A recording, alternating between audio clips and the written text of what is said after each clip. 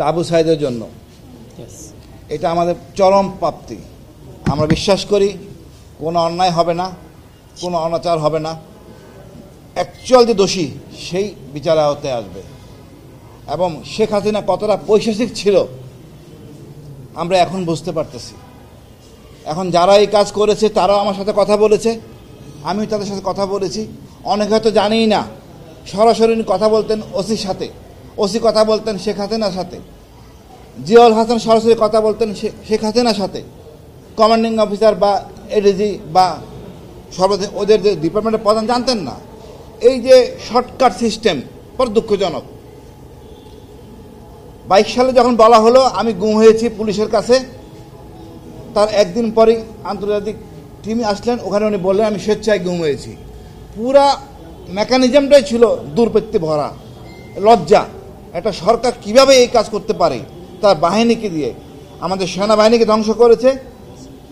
BDR বিদ্রোহ যেটা বলি আমরা, বিদ্রোহ না হত্যাকাণ্ড যেটা বলি, এটা একইবারে আমাদের র্যাব পুলিশ সব কিছু ধ্বংস করে দিয়েছে।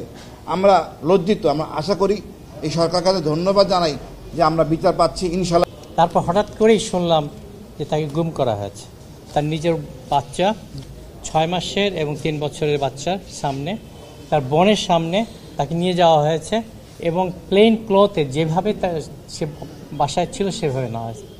কোশ্চেনটা হচ্ছে তারপর থেকে আমরা কোনোভাবেই তার কোনো ইনফরমেশন পাচ্ছিলাম না। কিন্তু 8 বছর ধরে, আমি 17 বছর ধরে দেশে আসতে পারিনি, only because of this Arman.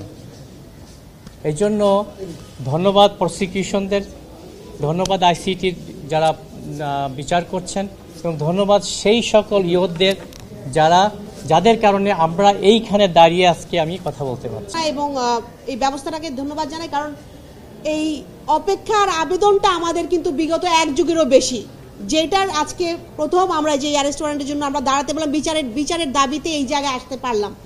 তো ইনশাল্লাহ আমরা সামনের যেই দিনগুলোতে আরও স্বচ্ছ ন্যায় বিচার নিয়ে সামনে আসতে পারবো এবং প্রত্যেকটা পরিবার জানতে পারবে তার পরিবারের স্বজনের সাথে আসলে কি হয়েছে।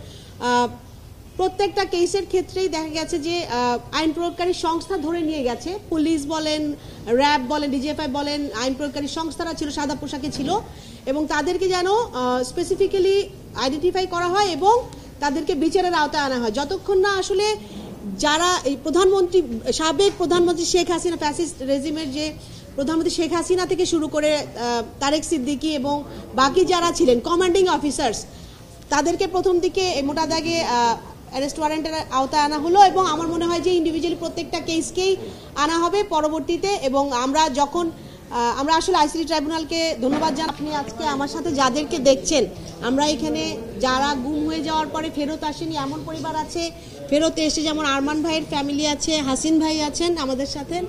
তো গুমের যেই বিভিন্ন ধরনগুলো ছিল প্রত্যেকটা 2009 থেকে 2024 পর্যন্ত যতগুলা কেসকে একটা মোটা দাগে এনে আজকে যে অ্যারেস্ট ওয়ারেন্টটা দেওয়া হচ্ছে, এটা আমার মনে হয় যে 5ই আগস্টের পরে যেটার জন্য আমরা অপেক্ষা করছিলাম যে তাদেরকে অ্যারেস্ট করা হোক, বিচারের আওতায় আনা হোক এবং একটা ন্যায় বিচার, একটা স্বচ্ছ ট্রান্সপারেন্ট বিচার যেন আমরা দেখতে পারি। কারণ